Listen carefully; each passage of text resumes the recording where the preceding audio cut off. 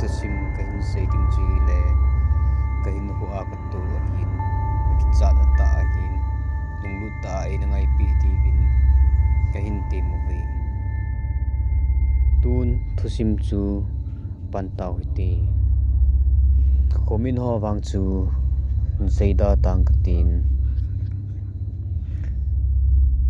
keyong kapute hulangin kapun napi adam poi atiin kenjong sun hung hi achun sun achun bol thei thei ho ka ki ball in ahin batman luk ka kun chu hung chalin musa chi phap chu hung ta kun hung fin pha na chin ki jong an kane chai pha nin kapu ho chu ka ki simin kapute Khoa chi ding chun ka ki pat do ta na hi kyong kachi jing lai hin huilagu hung ki thu na hung ha nin hetman luka in pung ku lang hung thatan zan hung sot tan hi huilagu hung ki thu na hung ha nin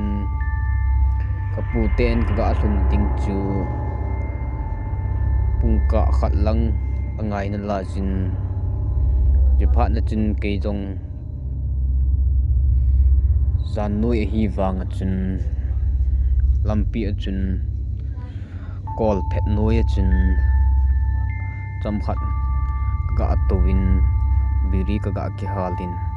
ka ga chep ta na hi le kamasanga chun biri ka ga che min kapi dam mo dan anat lel dan ding ho ka ga gelin ka ga tu ta na hi le kaga to jing lai chun kanung lang sanga chapang khat nau sen thlawa anu za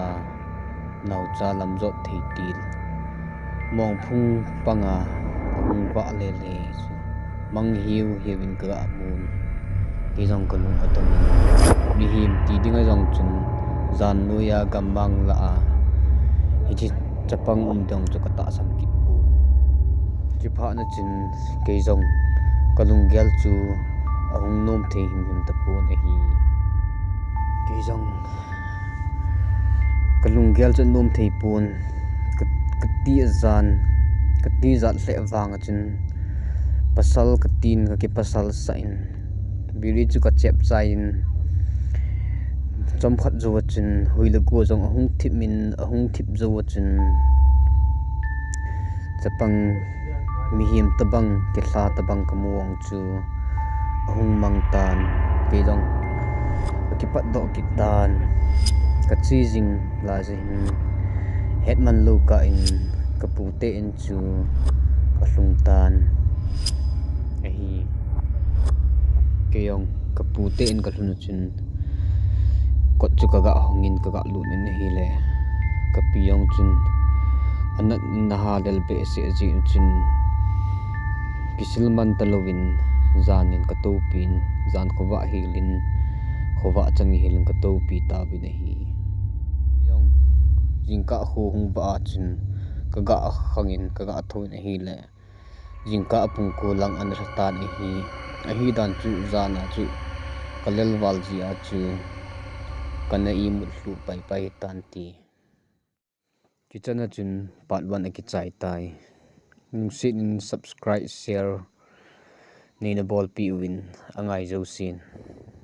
part 2 ananga akinote